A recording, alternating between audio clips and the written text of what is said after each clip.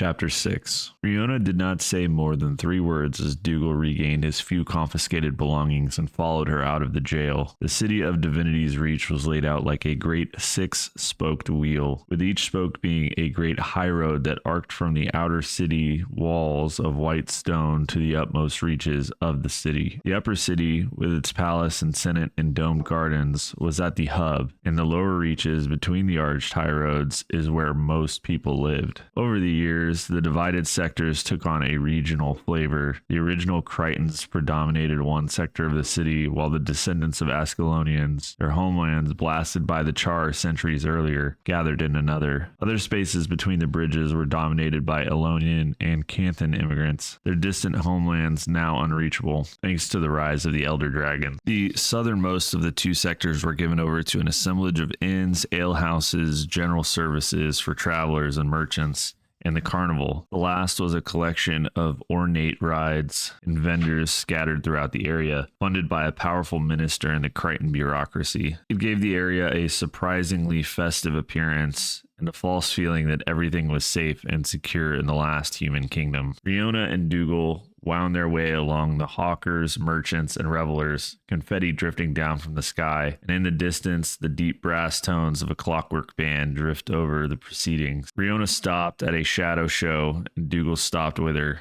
The shadow show was an opaque white sheet set up at the base of one of the high road supports, lit from behind. About a dozen townspeople and a similar number of children gathered in the shade. Silhouetted puppets danced across the screen. Riona, Dougal started to say. Hush, said Riona, her eyes locked on the screen. The shadow show told the tale of the kingdoms of Tyria. First was Ascalon, defended by its great northern wall. The Char attacked the wall, their heavy-shouldered, feline troops striding across the screen from the left. Human soldiers appeared on the wall, led by their heroic king, and drove them back in a cascade of arrows. The Char returned with great cauldrons, and out of the cauldrons sprung huge crystalline missiles that struck the walls and breached them. This was the searing, when the Char broke through the wall and overran Ascalon. The screen darkened and brightened again. Another city, this one more ornate, delicate structures, twisted towers, and great arches. This was Ara, the greatest city of Or.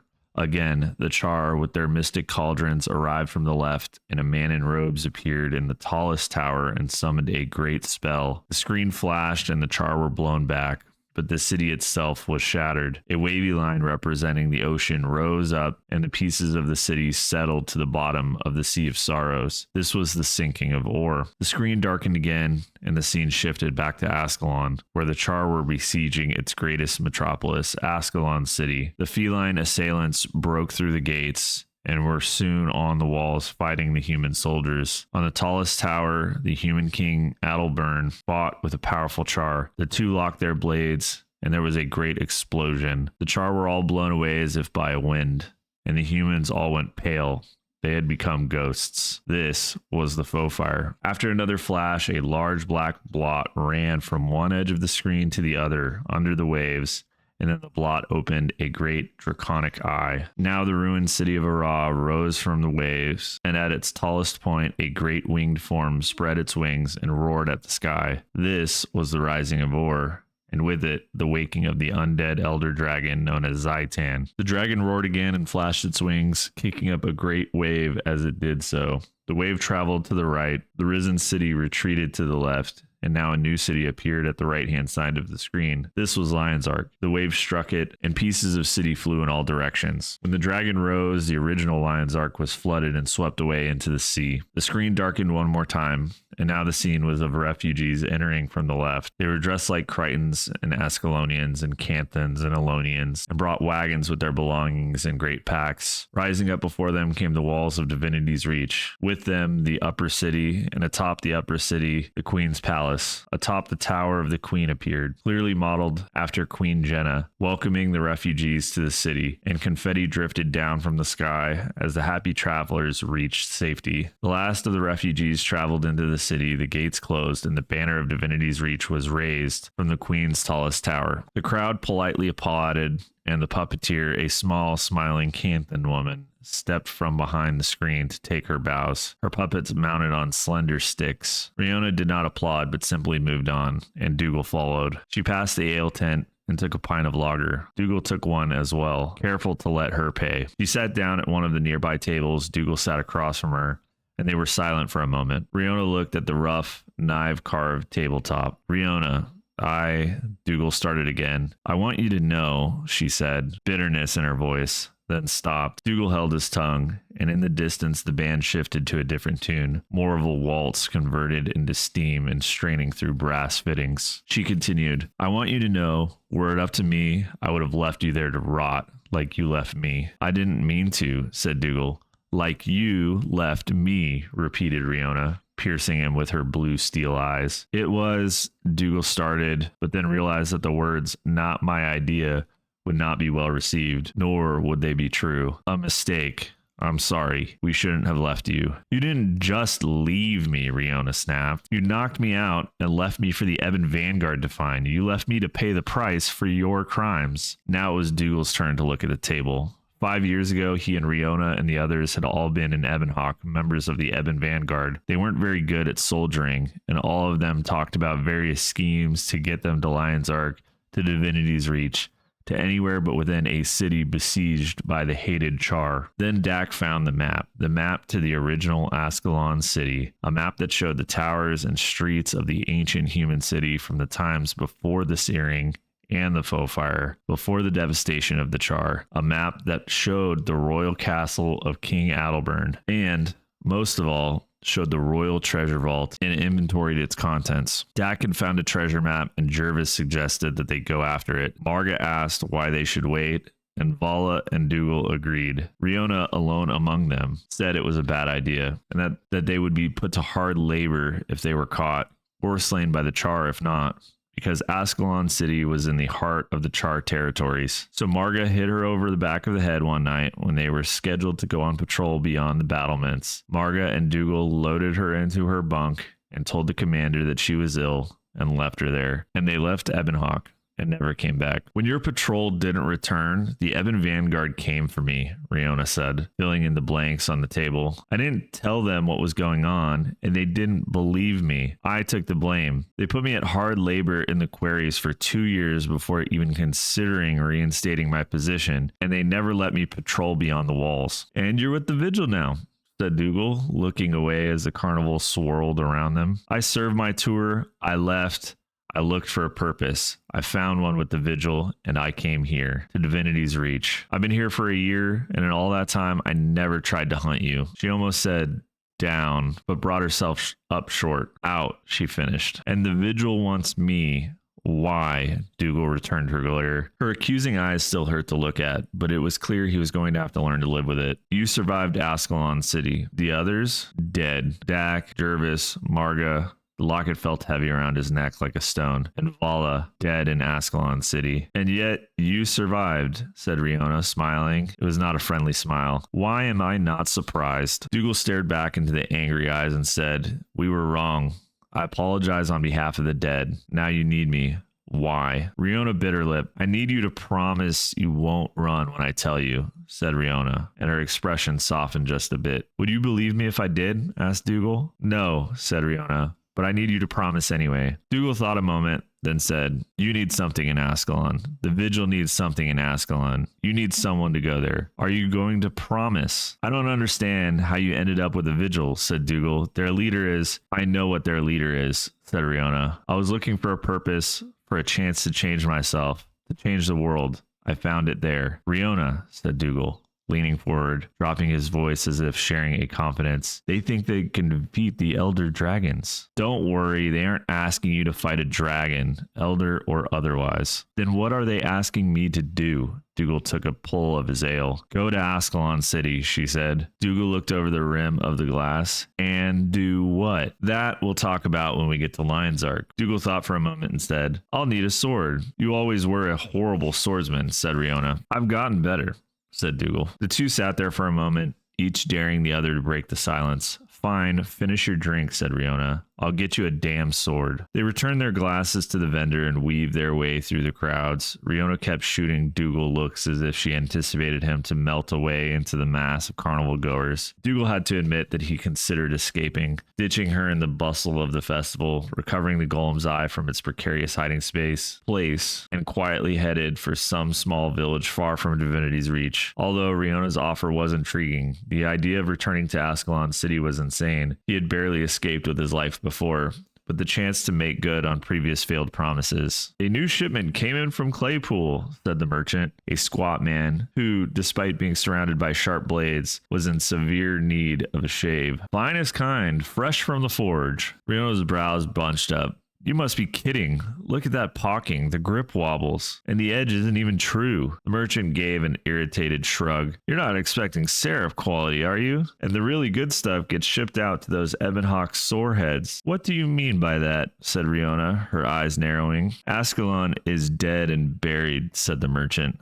Let the char have it. It's blasted and filled with ghosts anyway, from what I hear. Sending men and supplies to Ebonhawk, supplies we can use here at home to fight centaurs and bandits, mind you, is a waste of money. Good gold chasing after bad. As the merchant spoke, Dougal noticed Riona's visage grow darker and her hand drifting to the grip of her own sword. This will do nicely, he said quickly. Pay the man, Riona. I'd rather, started Riona, her jaw clenched. Pay the man, said Dougal. Let's move on. The two walked away from the merchant, Riona muttering, that traitorous moron. And this is what people think of us in Divinity's Reach. Ebonhawk is far away, like Orr and the dragons, said Dougal. You can understand if they worry more about centaurs raiding their caravans and bandits robbing their fields. You're right about one thing, though. He flicked the blade back and forth a few times. The other pedestrians watched him cautiously as he executed some textbook moves. This blade is miserable. Told you, said Riona.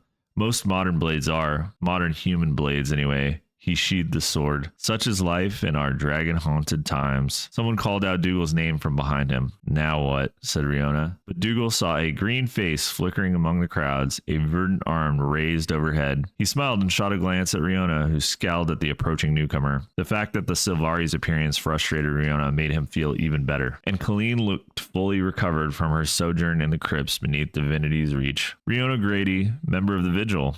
May I present, he began. Colleen, born of the cycle of night, she said, holding out a hand in the human fashion. Riona scowled and nodded, leaving the hand unclasped. It is good to meet you, Colleen of the night, but I'm afraid Dougal and I have some business to discuss. Would you like an ale? Dougal broke in. There's a tent not more than 20 feet away from here and does a passable brown lager. The look Riona shot him would have slain a devourer at 10 paces. And Dougal allowed himself a smile. New sins for her to be angry about might help heal the old. It's very nice, said Colleen a little later, sipping the ale. Is that butternut squash in the mix? Dougal shrugged amiably while Riona, leaning back in her bench, kept her arms crossed. She said, I don't know many Silvari. From her tone, it was clear that she would prefer to know one fewer. And I don't know much about the Vigil, said Colleen, other than they are a group made up of members of many races, nations, and guilds. They are dedicated to resisting the depredations of elder dragons by force of arms. Are you hiring Dougal to fight dragons? I'm glad you're not still in jail, said Dougal, realizing that this was the first time he'd thought about Colleen since they had been arrested. I spent the night there, and then a pleasant human with a mustache asked me questions, and I answered them, and they let me go.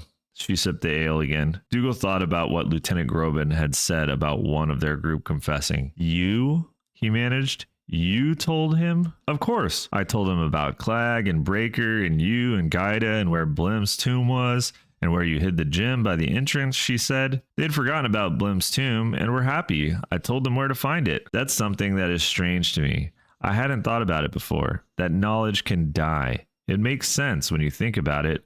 Someone who knows something dies without telling anyone else, and then the knowledge is lost. But to a Silvari, it is odd. Colleen did not notice that Dougal was now cradling his face in his hands, and Riona was chuckling. So, began Dougal, you told them where I hid the gem. Yes, said Colleen, smiling. Honestly, works out best, I find. At this, Riona actually laughed. And that reminds me, the Silvari said, reaching for her pouch. I wanted to give you this. She produced a small object wrapped in a lace handkerchief about the size of an Azura's fist. It thunked heavily on the table. Dougal picked it up, and a flash of red crystal flared in the late afternoon sun. Nice, said Riona. catching a glimpse as well. Looks just like the type of thing you would risk your life for. Not magical, is it? Dougal pushed the entire gem in his pocket, handkerchief and all. I'm confused, he said, shaking his head. You just told me that I told our jailers where you hid the gem, said Colleen. I didn't say anything about where I hid it afterwards. Where you... The pieces of the puzzle fit together in his mind. I see. When you climbed up my back, I pulled the gem from where you put it and moved it further up, and quickly sealed it up inside a skull for good measure. When I saw you leaving the jail, I went and retrieved it. Now it was Dougal's turn to laugh. Colleen leaned across the table and in a conspiratorial tone said, So, what is the new job? Is it dragons? Riona shook her head. I'm sorry, Colleen of the night, but this is a private matter between me and Ascalon City, interrupted Dougal, ignoring Riona's glare. She wants me to go to Ascalon City for the vigil. She won't tell me why yet. Colleen leaned back, put her palms together. Ascalon City is in the center of Char territory and filled with ghosts. I know, said Dougal. I've been there. Colleen blinked in surprise. I didn't know, she said, and was silent for a moment. Dougal felt compelled to add, It did not work out well, and looked at Riona. For the first time, Riona nodded in agreement, her mouth a tight line. Colleen looked up and said, All right, count me in. Riona looked up in shock and stammered, I'm sorry, that's impossible. Why? Said Colleen. You're taking him, she motioned at Dougal with the glass, and Dougal felt vaguely insulted. Ascalon City is filled with ghosts, Riona began, repeating Colleen's words as if explaining something to a child. She's a necromancer, said Dougal. That argument doesn't have a lot of traction. Indeed, Riona Grady of the Vigil, said Colleen. My people are less than 25 years old. None of us have died, save by violence, poison, and disease. We don't know much about what it is like to die. I find the dead and the undead and ghosts, and everything similar to be fascinating. If you are going to Ascalon City, I am in. Riona looked at Dougal, who smiled. You should have heard her in the crypts, said Dougal. She was practically poetic. I'm sorry, said Riona, spreading her fingers out towards Colleen. That's just impossible. She's in, said Dougal. Riona goggled at him, an angry color returning to her cheeks. You don't get to decide. Of course I get to decide, said Dougal. If she doesn't go, I don't come to Lion's Ark. You march me back to Captain Logan Thackeray and his Lieutenant Groban, and I spend the next few years repairing docks on Lake Dork, which you might think is poetic justice. And you get to go back to the Vigil and explain how you let the one man who's been to Ascalon City and lived a tale to tell get away, and your entire plan, whatever it is, falls apart. Dougal leaned back on his bench. Your choice. Riona was flush with rage now, and for a moment, Dougal feared that he had pushed her too far. The new sins were quickly overwhelming the old. She choked out a few words, glaring at Dougal, finished her ale in a single pull. Fine, she said. Colleen, born of the cycle of night, would you care to join us, at least as far as Lion's Ark? I'd be honored, said Colleen. Good, said Dougal. And in return, the answer is yes. Yes, said Riona. I promise not to run when I find out what you really want, said Dougal. At least until we get to Lion's Ark.